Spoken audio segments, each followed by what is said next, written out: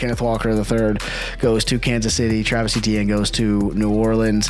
Kenneth Walker going to the Chiefs. I'll touch on very quickly. Kenneth Walker is your typical guy who overperforms in the Super Bowl or in the playoffs or has a really good playoff run. And you could see this coming from a mile away that he was going to get overpaid by somebody. 3-year deal worth up to $45 million with $28.7 guaranteed. I was talking to a friend about this. Kenneth Walker plus Patrick Mahomes plus Rashee Rice. Like, this sounds great. Mahomes is coming back from an injury.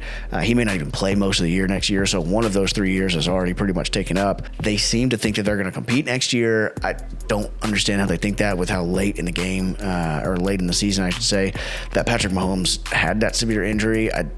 If they're able to keep it afloat using the Kenneth Walker, Justin Fields run game for a few games, perhaps they are able to do that. I mean, God bless.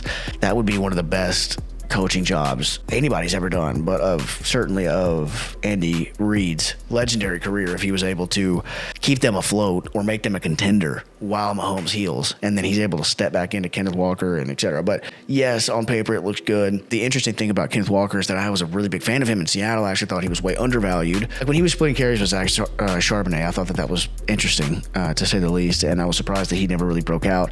Charbonnet gets hurt. He immediately breaks out for a few games, and now he's the number one guy somewhere else. And so in a way, it's kind of a coming true of what I thought that he could do anyway. In another way, I think that he could be setting himself up to be, or the Chiefs could be setting themselves up to be, the classic team that overpays for a few really high profile, really, really good games. Travis Etienne earned his payday, I think, a little bit more over the years than even a Kenneth Walker did, as he slowly but surely got better and became more versatile and really became somebody that the Jaguars could heavily lean on. Etienne has improved as a red zone threat and in catching design passes. He ranked in the top 10 among all players in rushes of 20 and 40 yards last season. And in New Orleans, 4-year, $52 million deal, so 1 year longer than the Kenneth Walker deal. Alvin Kamara's still there, obviously, but he's kind of being phased out, and so he'll be the new RB1 there. Kenneth Gainwell going to the Buccaneers. Bucky Irving fans are not going to be happy about that one. And Bill fans, if you are a Crosby Merritt, what's his first name? Oh, I can't even remember his first name. Coming to the Commanders, he can take some carries away from them as well. Rico Dowdle to the Pittsburgh Steelers is pretty interesting.